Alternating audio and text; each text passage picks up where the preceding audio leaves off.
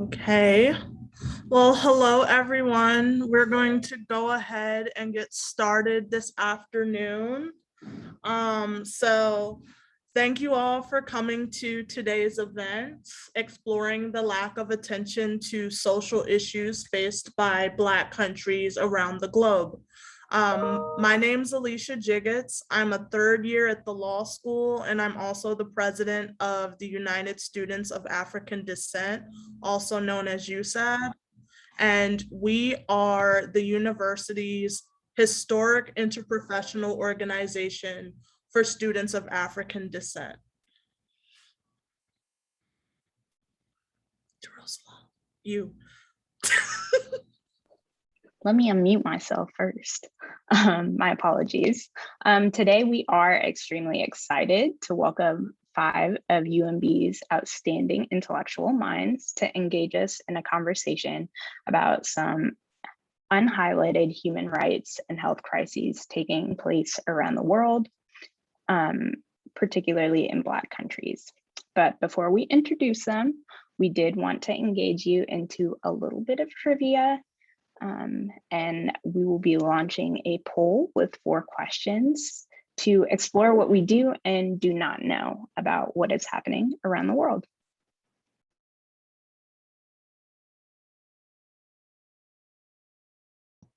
All right, so poll should have popped up on your screen. If it did not, I probably did something wrong. So let me know if you're able to see it or not. We're able to see it. Okay, and just do your best. Of course there's right and wrong answers, but it's just a fun kind of trivia thing.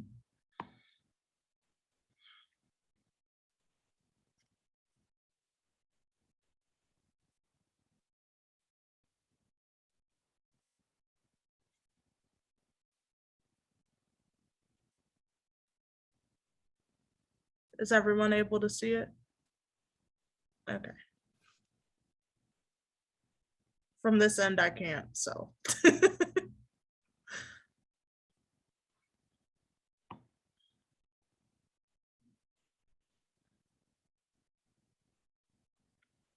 Okay, I'm gonna close it in the next 10 seconds.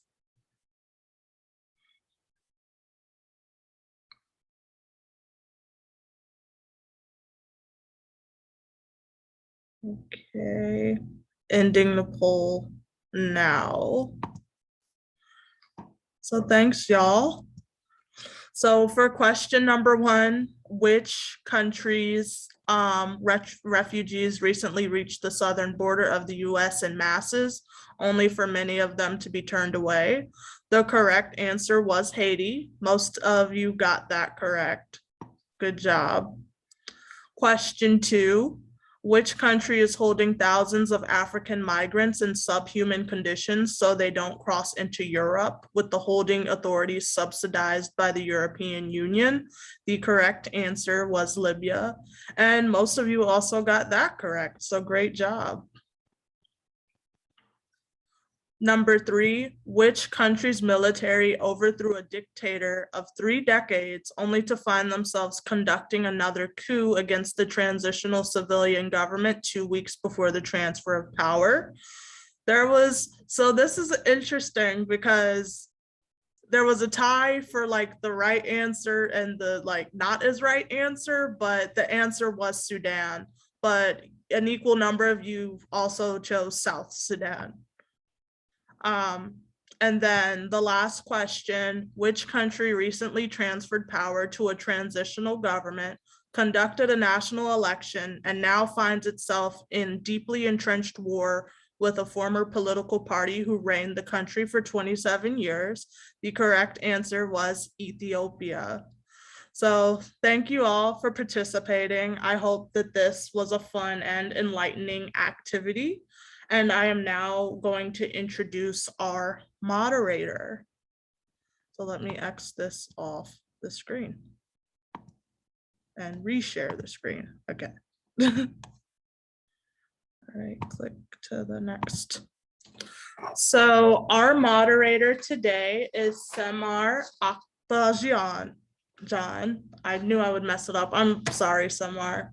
Nope. Um, a native a native of Eritrea, Samar is the Assistant Director of International Services here at UMB.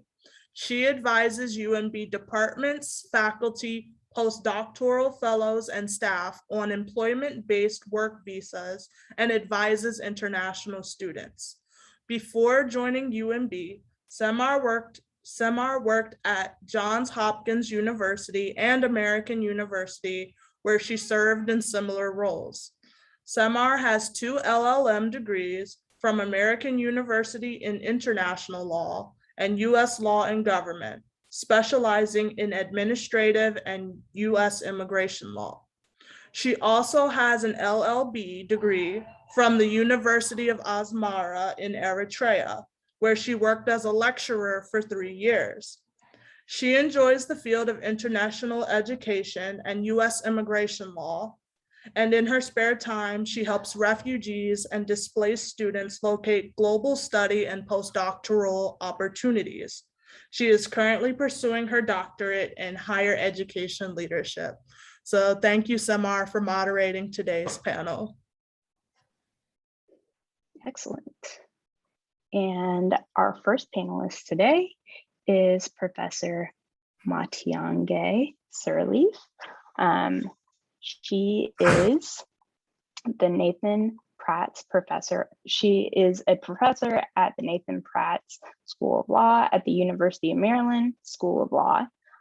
Professor Sirleaf writes and teaches in the area of global public health law, public international law, international human rights law, international criminal law, post-conflict and transitional justice law, and criminal law.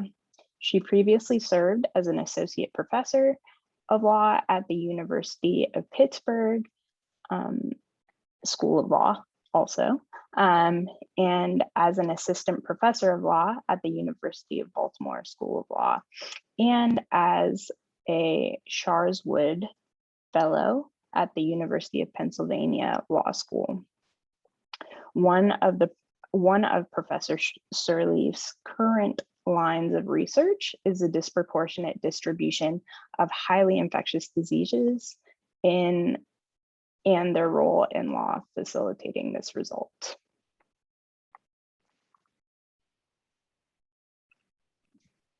Our next panelist is Dr. Nadia Samagudu. She is a pediatrician in infectious diseases and an associate professor of pediatrics at the University of Maryland School of Medicine. She has been living and working full-time in Nigeria since 2010, where she serves as a senior technical advisor for pediatric and adolescents HIV programs at the Institute of Human Virology, Nigeria. She also conducts research in maternal and child health and infectious diseases in Nigeria, Ghana, and other African countries. Alongside her professional work, Dr. Nadia is an ardent lifelong student of African and Black history and current affairs, including health, politics, education, and arts. Okay. And our next panelist, Dr. Charlotte Wugugu, Assistant Professor of Global Health within the Global Health Department Partnerships and Professional Education. Her background spans years of experience from the United Kingdom and Nigeria, where she worked on HIV and substance use disorders, in addition to serving as a public health commissioner in England. Her research focused on the prevention of HIV among at-risk populations, groups, and mental health intervention implementation, particularly among women living with HIV, utilizing an implementation science approach. Prior to coming to the University of Maryland, she was an assistant professor at Howard University and adjunct faculty at Johns Hopkins University. Dr. Wugugu earned her undergraduate degree in nursing from the University of South Carolina's Master's in Public Health program and the University of Warwick. She completed her doctorate from the University of Warwick in the United Kingdom, and her doctorate in public health from Morgan State University. Excuse me. And then last but not least, we have Dean Najma Celestine Donner. She serves as the School of Social Work's inaugural Dean of Diversity, Equity, and Inclusion, and serves on UNB's Diversity Advisory Council. Grounded in pursuing social justice for minority populations and supporting equity in higher education, she is an experienced leader focused on providing strategic oversight for protocols, services, and policies related to campus climate. She uses her clinical and conflict resolution skills to provide individual and systemic trauma-informed outreach, advocacy, and support for all. Previously, she served as the Director of Campus Climate Support and Engagement in the Division of Diversity and Inclusion at the University of Maryland College Park. She is a 2009 graduate of the School of Social Work's Masters in Social Work program and previously served as a clinical training instructor and adjunct faculty member at the school. In addition, she is studying for a Juris Doctor degree from the University of Baltimore School of Law. So, as you all can see, we have some amazing panelists here today, and we are excited to have them leading our conversation today. So, we're going to kick off this very important conversation now, and at the end, there will be some space for Q&A. So I now pass the torch to our moderator, Samar. Thank you, Alicia, for the nice introduction, and it's nice to meet all of you. I'm really privileged to be among so many of you who are experts in your own respective fields. So to get us started, we have 5 questions, and to give our audience a chance to ask questions at the end, we'll try to dedicate 5 to 6 minutes for each question. So if anyone has responded to the question, or if you don't have anything to add, feel free to skip answering that question.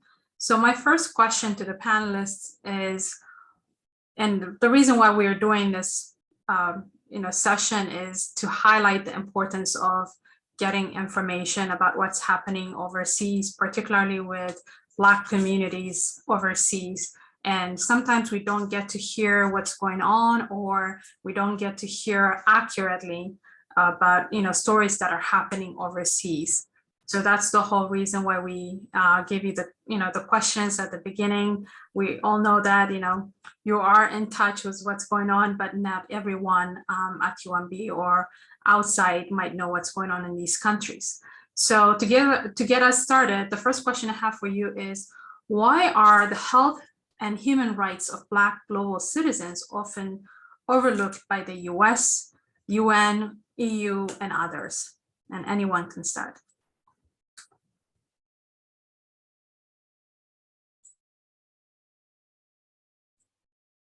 So why are the health and human rights of Black global citizens often overlooked by the US, UN, EU, and others? It's a tough question. I think we're just being shy. I can jump in and try.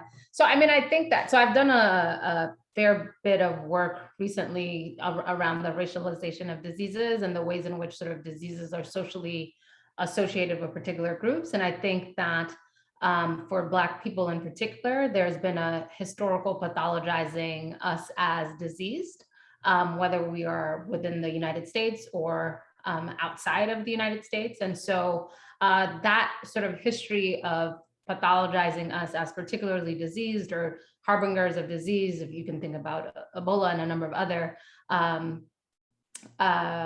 infectious diseases, if we're thinking most recently in history, has meant that where there are epidemic, pandemic, or endemic diseases, that tends to get read as sort of the background, or sort of as a state of normality,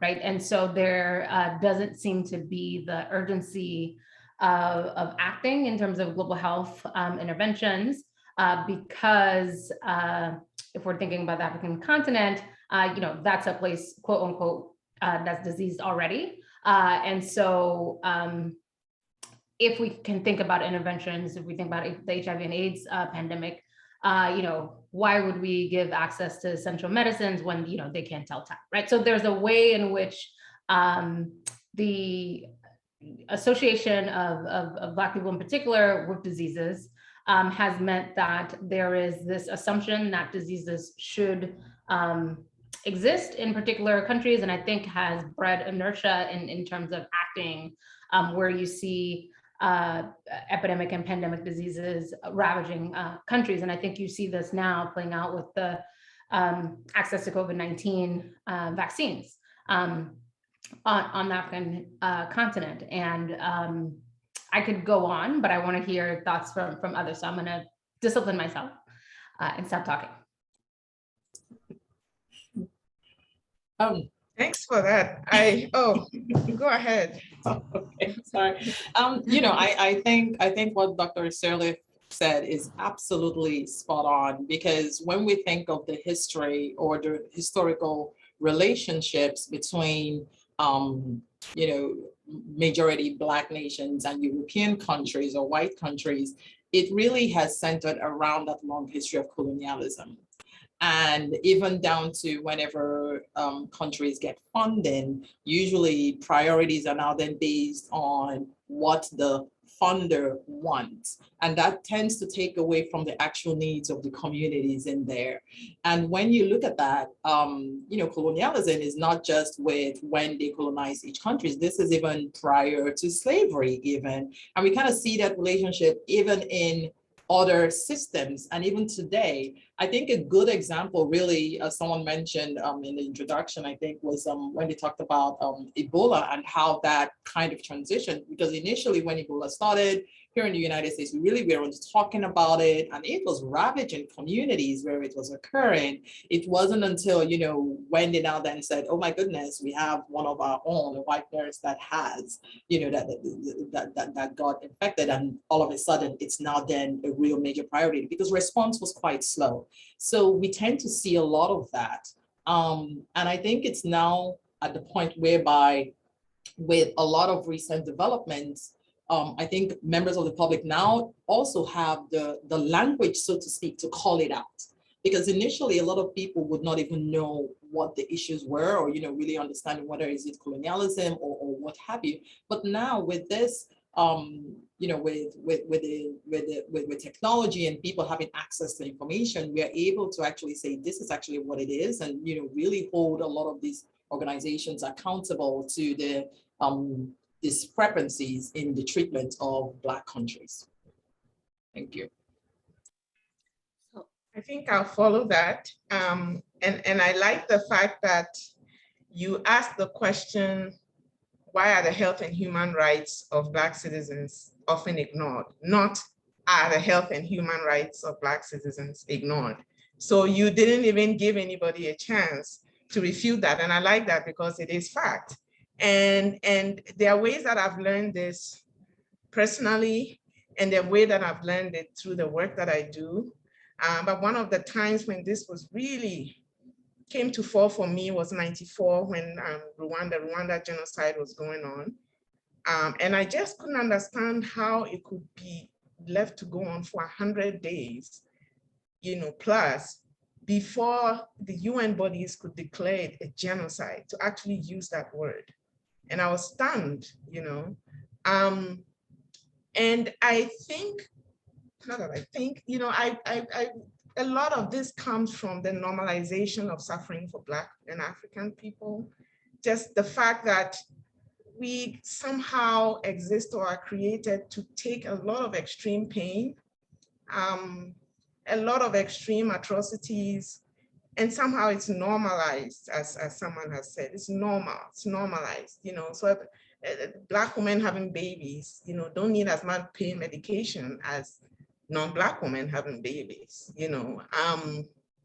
and it plays out like that. And we definitely have to use the word racism, that we are not as valued, and therefore our health and human rights is not as valued, even though there's a lot of rhetoric around it. You see how often you see,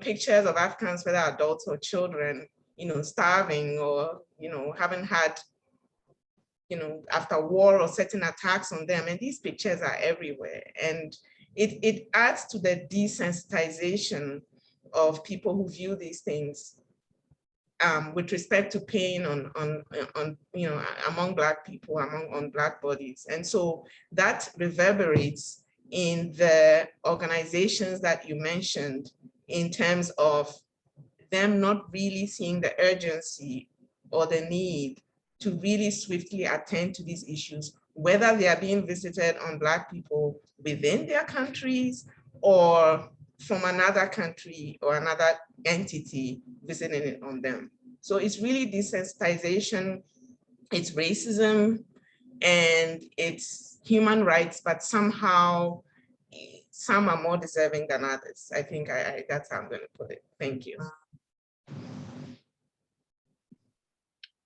Can you hear Thank me? you. Yeah, Okay, were you gonna say something or should I continue? go ahead, go ahead. Sorry, I got kicked off. The only thing I was gonna add, and I think all of the panelists have said that, but for me, it's really simple. It's anti-Blackness, and that is what it comes down to for me. I think that there's a way in which Black people and Black skin is not censored in any way, in any place. And that anti-Blackness then just impacts the ways in which policies are made, services are delivered, and we are othered and erased in all spaces and conversations. And so when I think about that, for me, it is really simple: anti-Black racism. And I know that's saying a very broad term, but it boils down to that for me, because that is sort of the umbrella that then we see the ways in which it plays out. So that's at its core why I think it's often overlooked, because of anti-Blackness. Thank you so much, everyone, for your answers. And, I'm learning a lot from all of you already. So thank you. So the follow-up question to that is somehow linked to the United States, what we see here in the US. So the question goes like, are social issues impacting people of color in the United States the same as those faced by Black people and other minority populations around the world? And I would like Professor Sirleaf, to start us on this, and others can chime in.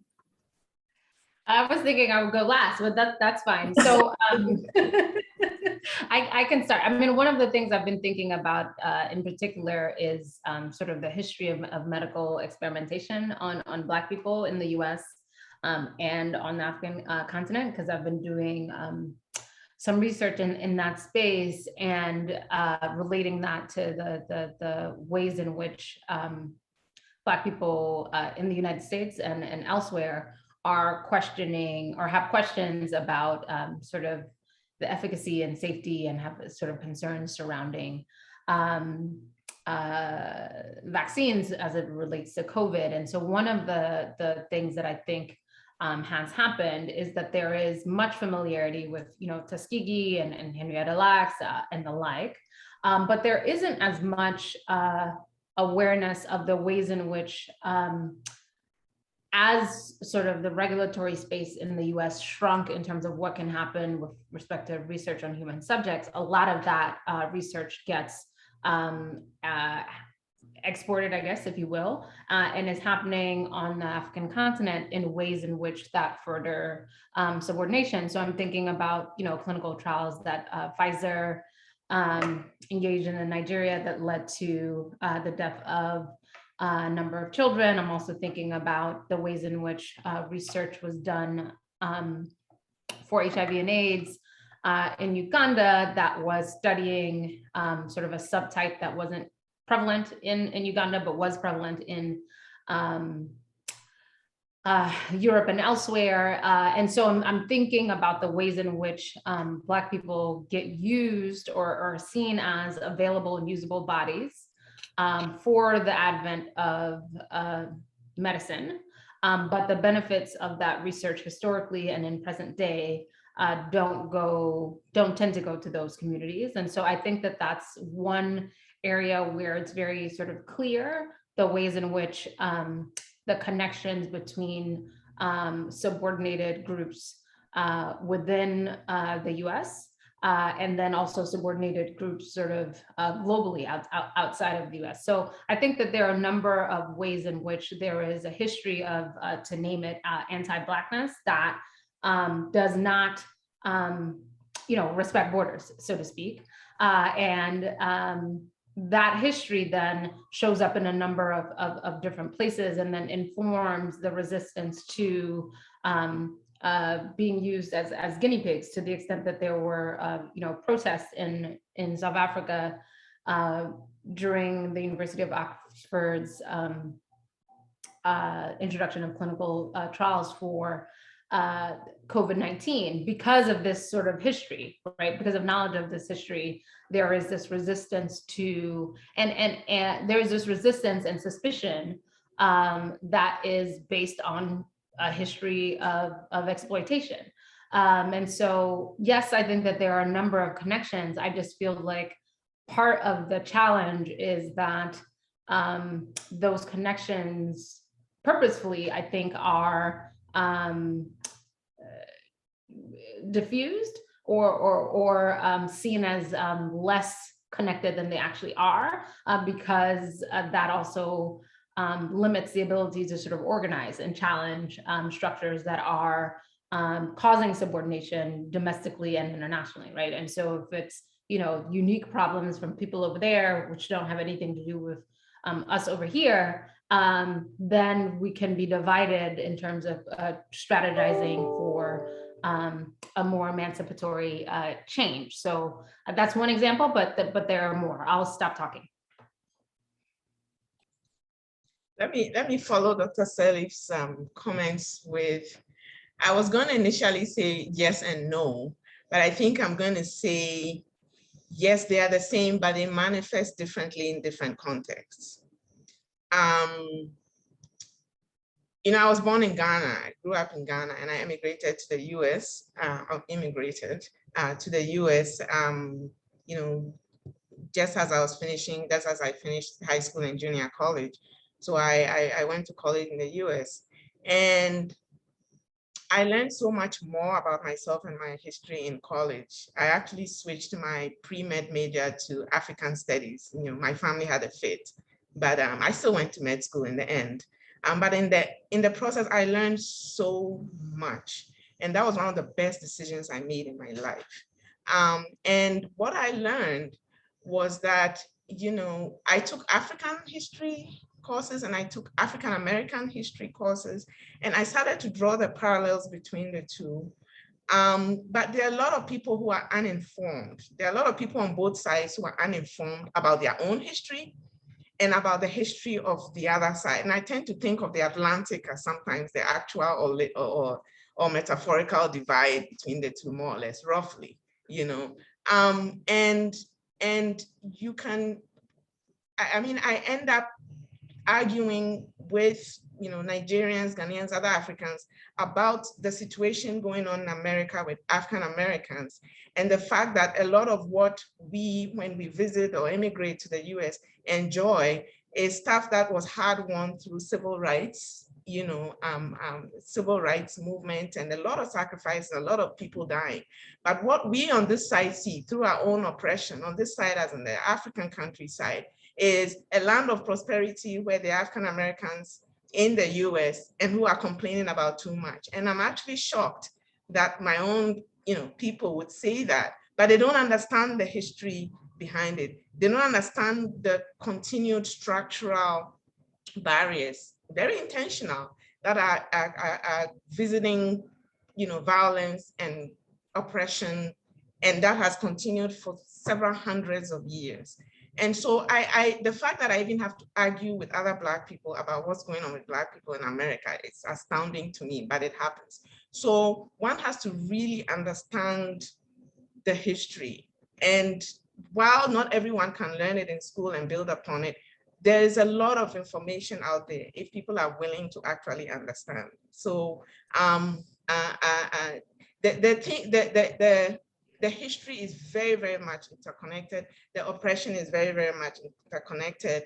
The challenges are very, very much interconnected, but they manifest differently in different contexts. And I also have to say, especially for those of us living in African countries too, that our own leaders are contributing to the oppression that we've had historically for a long time. And so we tend to forget, we tend to split and think, you know, it's either white Western powers or it's our leaders here, but they are actually contributing to what is happening to each other. And we must not keep our eye off that. That's very much so. Our local leaders are contributing to oppression, and there are a lot of external entities who are very happy to help them along with that. So. I just want to piggyback on what Dr. Sama Gudu said, because she is spot on. And so I went to high school in Nigeria, and it wasn't until when I was ready to go to college that I moved to the US many years ago. So I'm not going to age myself. But one of the things that I learned when I got to college was I never actually was taught African history, and I mean zero. And the way the educational system is in Nigeria is that you have science, social sciences, or arts class. Of course, my parents wanted me to be this amazing doctor, so I was in science class. And there we never took a history class. We took all the chemistry, physics, etc. But one day I had a friend in, one day I was in a friend's class and she was in arts. And she happened to have a history book on her desk. So I picked it up and was flipping through the pages. Now, what people are taught about slavery in history class is about the size of a Post-it note. That was the amount of literature on slavery in that history class. And this is something that they're teaching someone in 12th grade. So one of the things that I really do agree when she said that the social issues are probably quite parallel, they're probably quite the same, but it depends on the context. When you think about a lot of African countries, and I use Nigeria, for example, a lot of the social issues are really rooted in poverty. You know, a lot of times when, whenever when they can't access quality healthcare or, educational systems or, even jobs, all of those are certainly rooted within that context. But at the same time too, it's really important for us to think about how the views that people have about different countries, even amongst Black people. For example, the image of Africa amongst a lot of African Americans is based on what is seen in the media. And that media narrative has 9 times out of 10 been negative. Now, on the flip side, it's almost the same too, because the image of African Americans that Africans tend to see on the media usually is, on 9 times out of 10 is usually negative as well. Because I remember coming in and I always used to wonder, why is it that, Black Americans, because in Nigeria, we don't call them African Americans, we say Black Americans. So why is it that Black Americans were always loud in movies or obnoxious, or, all of those things? And these are strategic positionings that systems use to try to skew the viewpoint of different groups. So I think that the issues are still the same. It's just that when it's now then being addressed, it's addressed in so many different ways. In Nigeria, majority of the issues may not even be addressed. If you're talking about mental health or access to quality healthcare or maternal and child mortality, it's very, very different in terms of what people can access and what they can't. Thank you. Thank you so much. Those were really great response to the question. So now for the sake of time, I'll move forward with the next question, and we have one more to go after that. So what role does social media play in highlighting what's happening in predominantly Black countries? Who do you think controls the message? I could chime in on that. I think that media and social media definitely play um, a huge role. I think the way in which Black countries are highlighted is problematic. We talked about this a little bit, my colleagues before, but I do think that while it is important to highlight the very real problems that we face, and there are many, as we have talked about, I also think that our story is often not told. So I can speak for myself being someone from the Caribbean, right? Like there are a lot of great stories that come out from the Caribbean, a lot of really smart people, a lot of culture, a lot of great things. And that is often the story that is not told because we don't get to control our story and we don't get to be a part of the story that's being told. And so for me, the one-sided way in which we are portrayed is problematic because we don't get the privilege of being able to say, well, we're both and, right? Like we're both a place that has a lot of issues that we need to address. And we also have great people that live here. And so we don't get the privilege of being able to get a full story. Often our story is very one-sided and it leaves out a lot of different things, which often leads to a lot of issues that we've been talking about so far being erased. And I think that that is a huge issue I have, you know, like when the former president called some countries shithole countries, excuse me, and there were a lot of Black countries in that. And some of the conversations I was having was, you know, folks were like, but there are a lot of problems. And I'm like, yes, we're not denying that, but we also need to tell a very complete, honest story about who we are. And the last thing that I would, you know, highlight, as my other colleagues alluded to, I think it's also really important for us to pay, just to be mindful of the ways in which white supremacy has infiltrated the ways that stories are being told and the ways that all of our countries are even operating and the image that people see. Because even when we talk about corrupted leaders, which the Caribbean has many of them as well, like even when you do your work and your history and you trace back to see how that is also rooted in white supremacy and how that is strategic and intentional. I think all of those things are really important to pay attention to. So I know I'm rambling, but hopefully that answered some of the question. Thank you. Anyone wants to add anything to that? Okay, so I'll move on to the next question. What can Black people and other minority populations in the United States do to bring attention to social issues impacting Black countries and communities around the world?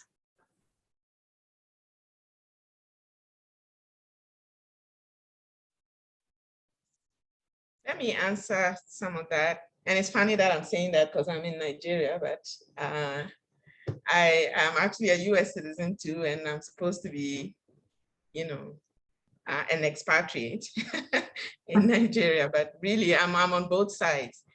I'll say that, first of all, you have to learn about your own community where you are. You have to learn about your own history where you are. And as we, you know, different people have said, I've said, different people have said that a lot of what is happening with, you know, people of African descent or Black people around the world is interconnected. So it's good to start with yourself and learn about what's going on in your own setting. And then once you start to learn about what's going on in other places, to be honest, if you study it enough, if you read, if you listen to other people who, you know, and again, listening to other people, you tend to find out those who are not really helping the system or the movements, and then those who are really trying to make a difference. And you learn, there are a lot of people teaching for free out there. And I use Twitter a lot, linking back to what the previous question on social media. And while a lot of rhetoric is controlled everywhere you go, social media and especially Twitter gives a little bit more democracy than you have in other places, you know. So do learn about where you are first, or do learn about where you are as you are learning about what's happening in other places. And then what can you do to bring attention, for people who are millennials, Gen Z, or however you call all these generations. I'm Gen X myself. We kind of mind our own business for the most part. But social media is very, very powerful for a lot of younger people today. And so engage in it. There's good and there's bad, but use it to learn and use it to build a platform to get people engaged. But then you can't do any of these things if you really don't care. And I can't force anyone to care, right? So you have to care first before you put time in it, before you put effort into it. So really the people I'm addressing are the people who care, or at least want to learn a little bit more, whether they are going to drive movements, lead movement, or whether they want to be allies, depending on what we're talking about. So I think I'll stop there. That's my answer. Thank you. That's a great response. I can go. One of the things I was thinking, so that is not just sort of, part of what I want to challenge is, people in the U.S. helping, because that can play into saviorism and other things like that, which can be problematic. But I think that there's a way in which there can be sort of strategic use of voices that support movements that are already happening and organizing that's already happening. And so one of the things I've been reflecting on in this conversation is, extrajudicial killings by police, right? That's a challenge that has been surfaced during the uprising. And that's a response where we've seen a tremendous amount of solidarity across Black countries, across the diaspora, and multiple sort of statements from different states, and even issuing security, travel concerns, right, of Black people traveling to the US because of the feeling of insecurity because of extrajudicial killings from police. Not to say that extrajudicial killings from police is not also happening in a number of different continents. I mean, we can think about countries, we can think about NSARS and other things like that, where there has been synergies really from organizing around sort of shared state repression, and the ways in which there have been drawing attention to and connected to sort of the use of social media and other things like that, where people can find solidarity in instances where you see violence being meted out. I mean, so it doesn't, part of what I think should be clear, right? You don't have to be white to be anti-Black, right? So you can be very Black and be anti-Black, right? And so you can be very Black and be part of subordinating Black people, right? And so there are structures that facilitate subordination, which are transnational, right? Which span borders. And one of the spaces that I think has been generative is organizing around police brutality, whether that is within the United States or in Nigeria or other places. And so I've been heartened by the ways in which I think organizing has happened in a way that sort of buttresses sort of local organizing on the ground, and doesn't sort of supplant it in a way that is, steeped in saviorism. Thank you, Professor Sirleaf, for that response. Okay, if anyone doesn't have anything to add, I will ask the last question we have, which will be a good conclusion for the previous questions, and also to highlight the importance of a global perspective on education. So the question is, why is it important for graduate and professional students to be cognizant of what's happening around the world? I'd like to start with that. Okay. I think that as students in general, and maybe perhaps with a question, I'm just thinking that it shouldn't even just have to be graduate students. It should really be students in general. I think that because whether we like to admit it or not, what is happening around the world impacts us in one way or the other. As human beings, it's just in general, we should care about the injustices. I remember, Martin Luther King said, injustice in one place is injustice all over. So we really should be aware of what exactly it is that's going on, because that, in a way, could impact positively on how we also operate. And now then, how we now then get involved and become advocates of what exactly is going on and how we can make change. Because if we don't know, or we have not been educated, like Dr. Simon Gudu said, then there really is no way for us to become the kind of advocates that we really should be.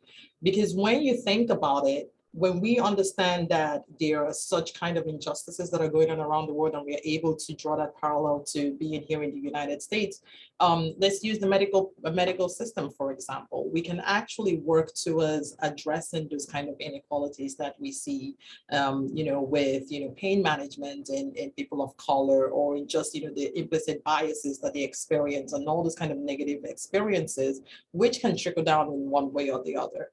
So it's really that self-motivation to really understand what exactly is that's going on in the world does impact us, especially if you're an international student and you do have plans of going back home. It's also important for you to really be able to understand what the climate is looking like, so you can now then understand how best to pivot if and when you do now then decide to go back home, so you can also be part of the change that you hope to see. Thank you. Thank you, Dr. Yeah, let me, go ahead. I was Let just me piggyback. Yeah, let me piggyback on that. So when I was in med school, for a long time, I used to say, I don't like politics. I don't engage myself in politics. I just want to go to med school and be done and practice and take care of people. And then along the line, I was like, man, certain things are happening that seem out of my control, and they are not happening from the medical field. There are politicians making decisions that are impacting me, that, and some of these things are rooted in some historical things or whatnot. So I was like, okay, I need to start caring about these things. And I joined like this medical student group in Minnesota for that are liaison to the to Congress, and I got to know my local congressman and got on his email list and was learning about all the things that he was voting on and all that. And it really made me much, much more conscious of the responsibility I had to myself and to my patient. I'm a pediatrician. Things like S-chip and whether it's being funded or not, this is insurance that a lot of children get, especially for things like dental care and eye care and things like that. So it made me really, really much more aware, even as I was, studying and started practicing in the US. Same thing on this side, being in Ghana, Nigeria, etc. And, so no matter what you think, all of these things affect you or will affect you directly or indirectly. So learn as much as you can. It is part of your responsibility in your studies to actually learn about these things. You can't go in and be parochial, narrow-minded about what you're learning. There are ramifications and things that come in to affect these things, whether or not you know them or whether or not you understand them. So you might as well start learning about them, and it will make you, I think, a better practitioner of whatever profession or studies that you are following. And after a long time of me kind of, I was all really, I was immersed in African history and African studies in college, and sort of fell back a bit with med school because, med school kind of consumes you. But coming out of med school, I realized that all these things I'd learned in college were extremely important. And working in Nigeria and in Ghana, I can just easily really understand and build upon what I learned. I'm very confident of where I'm supposed to go and what I'm going to do and to what extent I can make change. And I'm still learning. And so you cannot ignore it. And I think take it as part of your studies. But there are people who argue with you that it's not important. I have to argue with fellow doctors who don't think that me following NSAS, me donating money to youth to demonstrate and to get the attention of the government in NSAS has anything to do with my work. But guess what? It is health. It is part of health. And if I'm a pediatrician and there are youth demonstrating in the country I'm working in about their health and body and security, I better pay attention and I better support them. So that's my take on it. Thanks. I will just add really quickly to that. You know, one of the things that we talk about a lot and in our school is this idea of collective liberation and what does that mean? And I think if we have that goal in mind as Black folks, then in order to have this collective liberation across the diaspora where, you know, we can sustain hope and love and freedom and joy and all of these things, I think it's really important for us to know all of the things that are happening in all different parts of the world and the globe. And one thing I tell my students all the time, you know, whether you are studying law or medicine or social work, you know, understanding these issues related to equity and race, that is not a part of the work, that is the work, right? So it's not just that, you know, it's part of being a doctor. No, that is the work that we're called to do no matter what field or discipline we're in. Because if we're not some way, shape or form touching on this, then what are we doing, right? So I think even to add to that, that's why it's integral, because that's what you're here for. I don't care what school you're a part of, that's the work, that's what we're called to do. So I'll stop right there. Wonderful, wonderful. Thank you so much for all your wisdom, for sharing your knowledge and your experience. We have all learned so much from all of you. So I'd like to thank Dr. Nwabuku, Professor Selev, Dr. Sama Gudu, and also Nijima Celestine Donor for all your contribution today. I'm done with my questions. So if the audience has any questions, burning questions they would like to ask, we have about 6 minutes. So feel free to perhaps raise your hand or put it in the chat box, and we can give you the mic, to unmute yourself and ask the question if you would like to do so. Does anyone has any questions?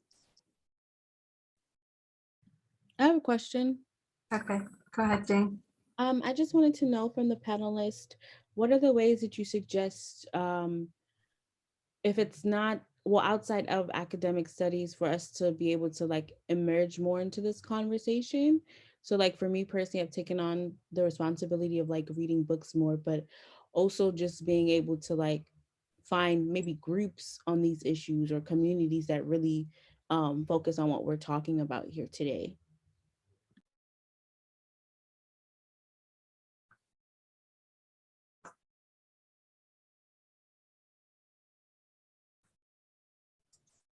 I mean, I'll go. I think it's kind of the same way you seek out people to make friendships with, as you're going about your business and in school or in your neighborhood or whatnot, you start to meet people.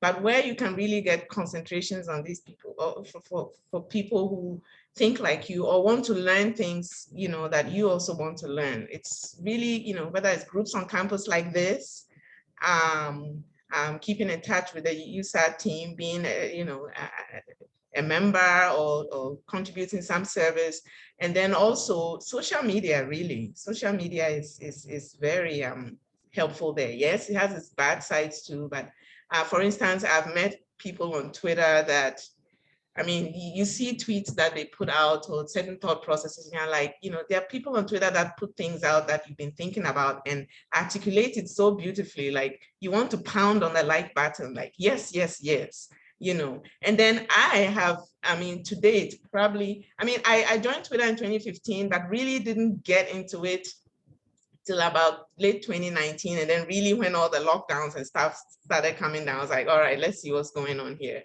So, and I have written 3 or 4, maybe 5 papers with people I've never met in person, because we started to see how like-minded we were on Twitter. And I still have some more projects to write about. And there are people I met, and I was like, man, this person thinks like I am. Like I thought I was the only one or one of few. So again, social media can be good and bad, but I've found like-minded people there. And then also in reading, you realize you're reading and then you're like, oh, the author is giving a talk here, or these days with all these virtual meetings, you get to listen to people without traveling anywhere. So that's how I've been able to do that. But again, there's also information overload, so you have to keep it in stride and manage that. So thanks. That's so true. Anyone else who has any questions? The only thing that I will just add to this, just as a group of students, I just think it's so important to just continue to challenge your schools and the leadership and the administration to have this built into your curriculum. So to have this information, these conversations, more conversations around equity and anti-Blackness and all the things that we're talking about. And again, doesn't matter what school you're in, all of these should be embedded in the curriculum. And I'm not just talking about a diversity course. I'm talking about really thread in all the fiber of all of the subject matter. I think that's a place where you can definitely dive a little bit deeper into this in your classes, in your classroom, and have these conversations. Unfortunately, we know some of our curriculum is not there yet, but I think this is a way that we could have some advocacy, particularly with students at the helm. Thank you, Dean Celestine Donor. So with that, I think we are about time now. It's 1:59. I thank the panelists for your time today. We've learned so much from you, and hopefully the folks who are not able to tune in today will listen to this and will do the same. Alicia, is there anything else you would like to say? You can close for us. Yes, I echo everyone's thoughts. Thank you so much, Samar, for moderating, and to all 4 of our panelists for sharing your time and wisdom with us today. And so for those who joined late, the bios and recordings, you guys can reach out to us and we will send that to you. I also want to take time to thank our co-sponsors, which are the USGA, BALSA, the Black Law Students Association, and then also OASIS, the Organization of African American Students in Social Work. Without their help, we wouldn't have been able to spread the word as fast and just get such great turnout to this great discussion. So I'm very thankful for everyone who helped to make this possible. Please follow us on our social medias at UMB USAD. I think it's something like that. You can find us on Instagram. Reach out to us via email anytime you have any ideas or want to be involved. And we just hope you all take care and stay safe. And thank you for coming and being a part of this. Thank you so much. And thank you for to having me. everyone for making it. Thank you. The organizers and my co-panelists, this was a really fabulous discussion, and nice to meet you all and be in conversation. Nice to meet you all. Thank Yeah. you. Thanks, everybody. Bye. It's appreciated. Thank you. Okay.